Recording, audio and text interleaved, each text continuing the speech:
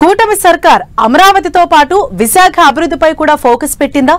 విశాఖను ఆర్థిక రాజధానిగా మలిచేందుకు ప్రణాళికలు సిద్ధం చేస్తుందా? అమరావతి విశాఖను కూటమి సర్కార్ రెండు కళ్లుగా భావిస్తుందా? ఈ రెండు నగరాల అభివృద్ధిని బ్యాలెన్సింగ్ చేసేందుకు కూటమి ప్రభుత్వం అడుగులు వేస్తుందా? అమరావతి వైజాగ్ డెవలప్మెంట్ కోసం ప్రభుత్వం ఏం చేయబోతోంది? Let's watch.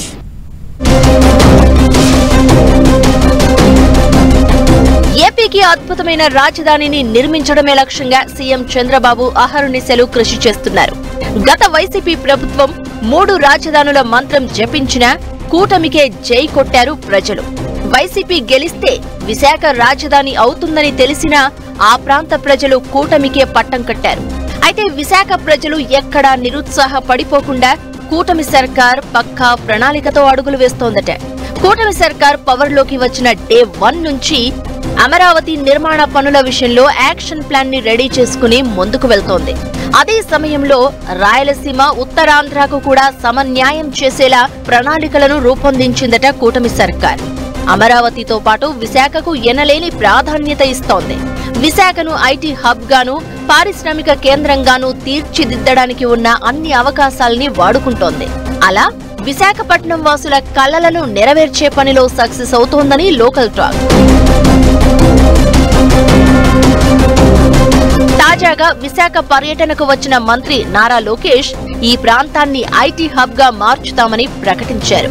విశాఖలో రానున్న 5 ఏళ్లలో ఏకంగా 5 లక్షల ఐటీ ఉద్యోగాలు వచ్చేలా చూస్తున్నామని అన్నారు.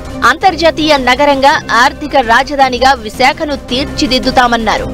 విశాఖ ఏపీకే గొప్ప నగరంగా ఉంటుందని ఆయన హామీ ఇచ్చారు.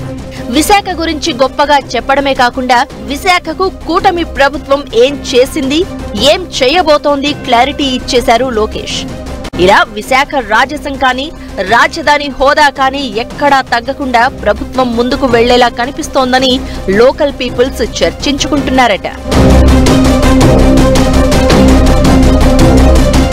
మంత్రి లోకేష్ మొత్తం విశాఖ అభివృద్ధిపై ఫోకస్ పెడితే సీఎం చంద్రబాబు అమరావతి గురించి ఎక్కువగా చెబుతూ ఉంటారు.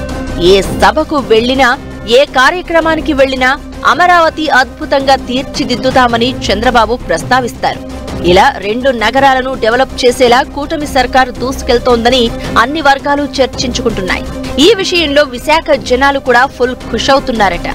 ఏదేమైనా అమరావతి, విశాఖ రెండింటినీ కరెక్ట్ గా బ్యాలెన్స్ చేసుకుంటూ వెళ్తున్నారని బలమైన టాక్ జనాల్లోకి వెళ్లిపోయిందట.